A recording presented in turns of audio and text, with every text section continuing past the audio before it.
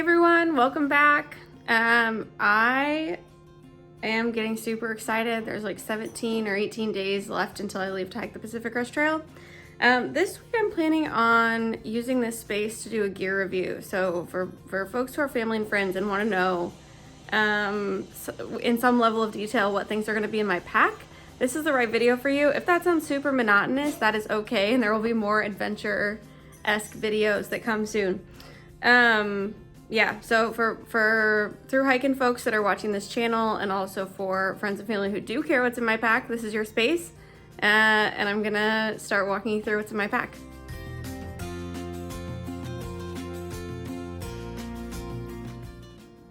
Cool, so we're gonna go ahead and start with just the big four. These are kind of the heaviest things that people put in their pack, usually besides food and water. So anyway, up on the top on the right, you see my pack. It's an Osprey Asia 58 liter. Over here on the left, you see in the black bag with the yellow sticking out of it, a sleeping pad. It's definitely Thermarest. The rest of the brand I will kill if I try to go through all the add-ons, but it's the short one and it weighs 0.8 pounds. Big Agnes Tiger Wall 2 tent, and then this guy is my sleeping bag. It's Western Mountaineering 20-degree bag. And it folds up into this nice little sack right here. I also have a stuffed sack I might take anyway to put my sleeping bag in. So that's it for the big four.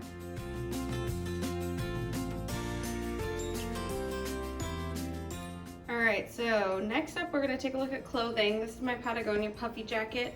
Will be worn mostly when it's cold. Frog Tops rain jacket on the top and rain pants on the bottom. Waterproof gloves and a hat. This next one is a Smartwool base layer. So it's something that I'll wear when I'm sleeping. It's also something I might wear on days when it's really cold when I'm hiking. This is actually like a UV protection shirt.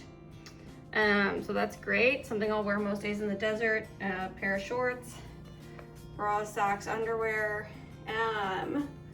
And then these guys, so my hiking shoes are on the left, they're trail runners, camp shoes on the right. And then above them you see gaiters. And gaiters, let's get a little closer here. Basically we'll clip on my shoe on the front like this.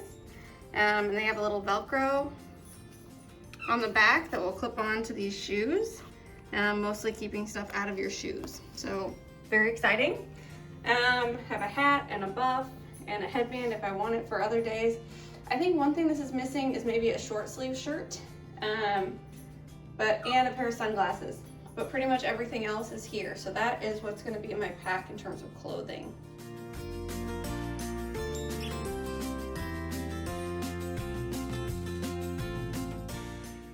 All right, so next up, this is all the stuff I'm gonna be using for water filtration. This guy is a bag to scoop up dirty water. It's a 2-liter bag. Water filter, a couple different tops, and then this guy is to back flush the water filter if it stops filtering water as quickly as before. And then I have a backup water filter system right here in case my Sawyer squeeze fails. So the thing that's missing from this space, because obviously I'm gonna have to carry a couple more liters of water than 2, is smart water bottles. This guy screws right onto the end of a smart water bottle. And so most hikers just carry those as they go. So that's what's in the pack for water filtration.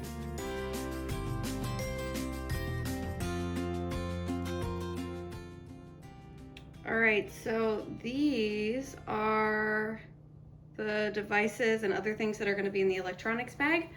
There you can see my power bank, my headlamp, Garmin InReach in the bottom left-hand corner, which is the device that I'll be tracking myself and tracking it to that map online.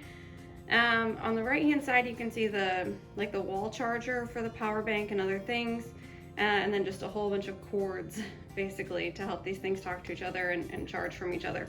Obviously missing from this is my cell phone, which I'm using to record these videos. And then I also caved and got a selfie stick so that I can be taller and take better pictures and that kind of thing. So anyway, that's what's going to be in the electronics bag.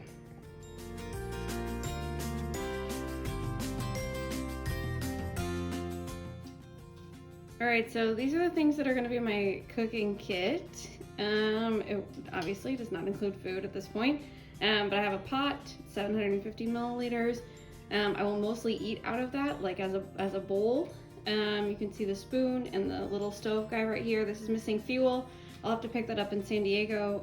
They won't let you fly with it.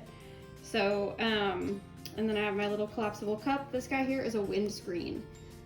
For days when I'm trying to light a fire and the wind is not helping me. I have a little sponge for doing dishes and a knife that my partner at Gura just got me. So thanks to him for getting me that as a little trail gift. And then a lighter, obviously, to get the stove started.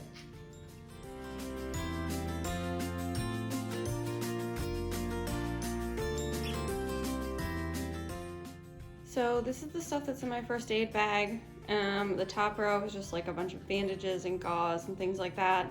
Down on the left-hand side, you see some meds, Benadryl, Imodium, ibuprofen, and melatonin are the ones in those little containers. I have some bug spray, a little tiny sunscreen, some Neosporin. There are a few things missing from here. I am gonna go to the doctor the last week of March, and I'm gonna hopefully get some like prescription strength anti-nausea medication for altitude sickness, something for giardia, just as like a preventative thing to have. Some prescription strength hydrocortisone cream, and there's something else that I cannot remember right now, but there's 4 prescriptions that are missing from here that I'm hoping to get from the doctor later this month. So that's what's in the first aid bag.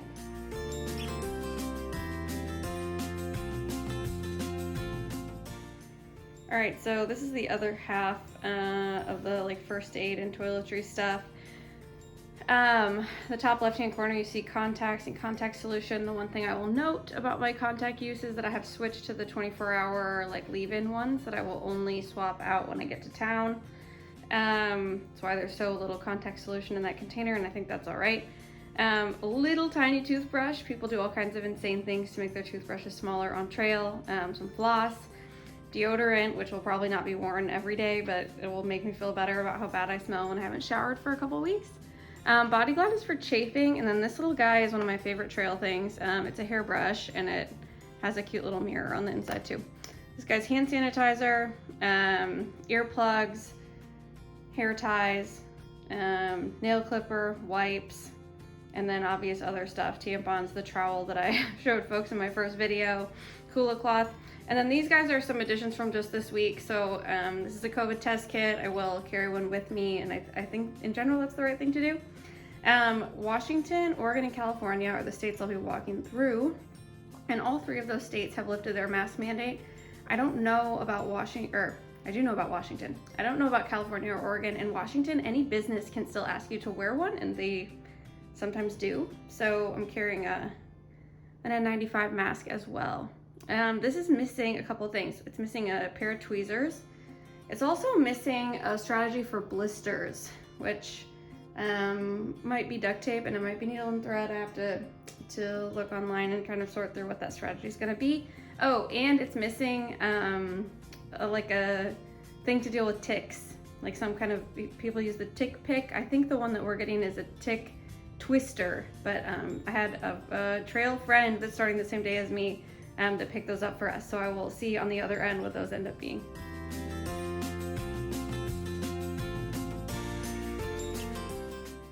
All right, so this is a miscellaneous pile. We have a stuff sack, mostly used for keeping things dry, up in the top left-hand corner. Garbage Ziploc bag, my fanny pack, a whole bunch of maps. These I'll mostly carry one at a time. This is my backpack's raincoat, which I hope I don't have to use, but it's there if I need it. Micro spikes, which I'll be mailing to mile like 150 or 159 at Paradise Valley Cafe.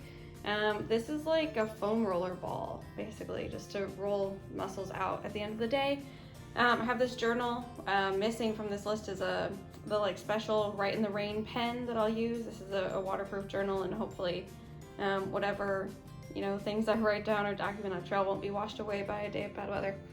Couple bandanas. This is my little tiny like roll-up pillow, which is what some people would refer to as a luxury item on trail. Not a lot of folks carry one necessarily. And then this is just a special tape called tenacious tape for gear repairs. Missing from this space, but will be in my pack at different points, are an ice axe and then something I'll always carry that's not in this space are my like black diamond trekking poles. I have the fun ones that like fold up in 3 parts and store easily and all of that. They're just in the car still from a training hike. So anyway, the end of the miscellaneous items. Cool, so that's most of the gear that I'll be carrying with me on the Pacific Crest Trail. There are a few things that we didn't talk about here. So one of those is I'll have a little trail wallet with all my permits, my ID, debit, credit card, a little cash for folks that we're gonna get hitches from, and then my vaccine card, obviously, because in Oregon, Washington, and California, places can still ask for those to get in somewhere. So I'll be carrying mine along the way. And then at a certain point, my partner will have to send me my passport, possibly, if it is possible for us to get into Canada. And I suspect we're gonna get more news on that in the couple weeks before I leave. The only other piece of gear we haven't looked at or talked about is a bear can. I will carry a bear can through the like 300 miles of the Sierra Nevada mountains that require it.